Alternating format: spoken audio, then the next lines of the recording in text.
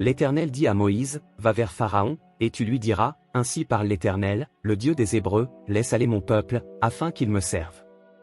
Si tu refuses de le laisser aller, et si tu le retiens encore, voici, la main de l'Éternel sera sur tes troupeaux qui sont dans les champs, sur les chevaux, sur les ânes, sur les chameaux, sur les bœufs et sur les brebis, il y aura une mortalité très grande.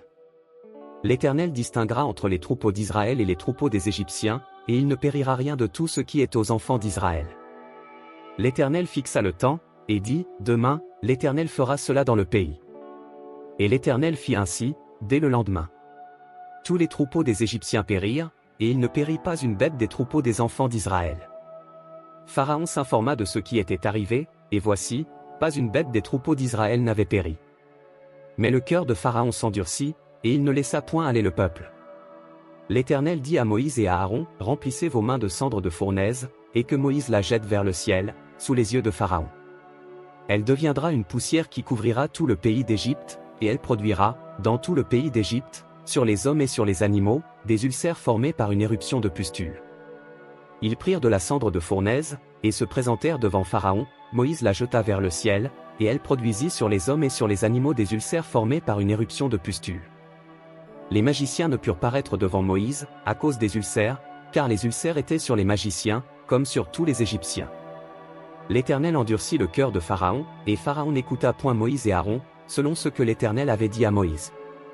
L'Éternel dit à Moïse, lève-toi de bon matin, et présente-toi devant Pharaon. Tu lui diras, ainsi parle l'Éternel, le Dieu des Hébreux, laisse aller mon peuple, afin qu'il me serve. Car, cette fois, je vais envoyer toutes mes plaies contre ton cœur, contre tes serviteurs et contre ton peuple, afin que tu saches que nul n'est semblable à moi sur toute la terre. Si j'avais étendu ma main, et que je t'eusse frappé par la mortalité, toi et ton peuple, tu aurais disparu de la terre. Mais, je t'ai laissé subsister, afin que tu vois ma puissance, et que l'on publie mon nom par toute la terre. Si tu t'élèves encore contre mon peuple, et si tu ne le laisses point aller. Voici, je ferai pleuvoir demain, à cette heure, une grêle tellement forte, qu'il n'y en a point eu de semblable en Égypte depuis le jour où elle a été fondée jusqu'à présent. Fais donc mettre en sûreté tes troupeaux et tout ce qui est à toi dans les champs. La grêle tombera sur tous les hommes et sur tous les animaux qui se trouveront dans les champs et qui n'auront pas été recueillis dans les maisons, et ils périront. Ceux des serviteurs de Pharaon qui craignirent la parole de l'Éternel firent retirer dans les maisons leurs serviteurs et leurs troupeaux. Mais ceux qui ne prirent point à cœur la parole de l'Éternel laissèrent leurs serviteurs et leurs troupeaux dans les champs.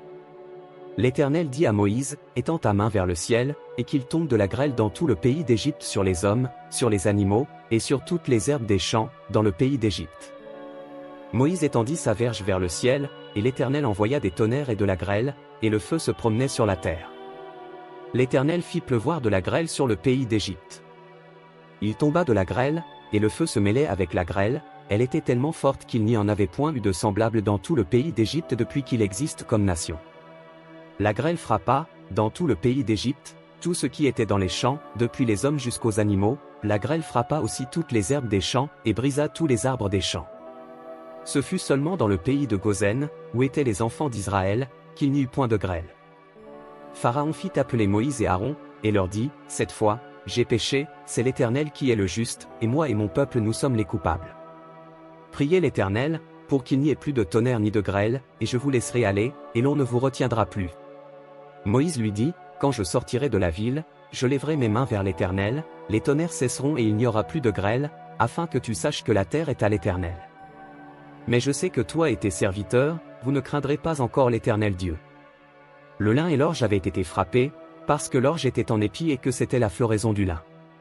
Le froment et l'épeautre n'avaient point été frappés, parce qu'ils sont tardifs.